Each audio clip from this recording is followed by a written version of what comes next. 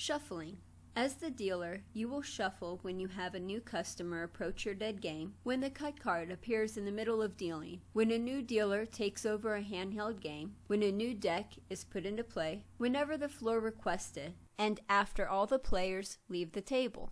It is good table protection to maintain physical and visual contact with the decks at all times, and while the decks are out of the shoe. Another method to keep people from cheating is to take the remaining deck, pick a random spot in the discard rack, and place the cards in between before you pick up the full deck to shuffle. The cards. The first skill you need to learn is how to handle the cards. The only way you will get good is by hours of at-home practice.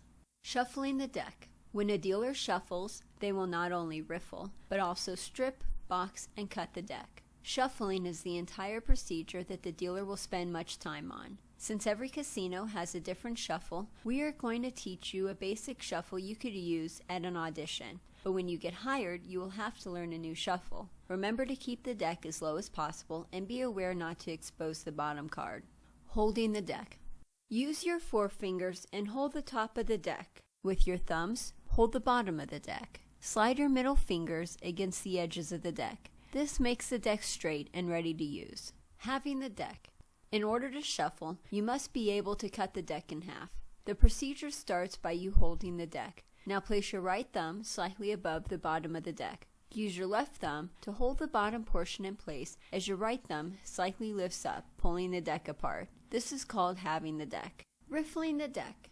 Most people think that riffling the deck is the same as shuffling the deck. They are two different things. Riffling is one step in shuffling. Shuffling involves many maneuvers put together in an exact way, while riffling means you're lacing the deck and then pushing it together. Lacing the cards is a term used to describe a deck after a riffle has occurred but before the cards are pushed in. The people who have been in this industry for a long time will tell you that the quieter you riffle the deck, the better. With your hands flat and thumbs out, combine the tips of your forefingers and thumbs. This should make a letter A. Press your fingers down on the edges of the deck while letting the thumbs do all the work. Place your thumbs at the bottom corners of the deck and while firmly pressing on the cards, lift up and let the cards fall naturally. After you've gone all the way up, the cards should be laced together and ready to be joined. After you feel comfortable riffling a single deck, slowly add more cards until you're able to riffle a double deck. At most casinos, you will not have to riffle more than 2 decks.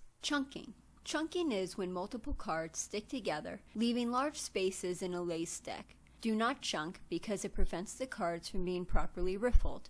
Stripping the deck.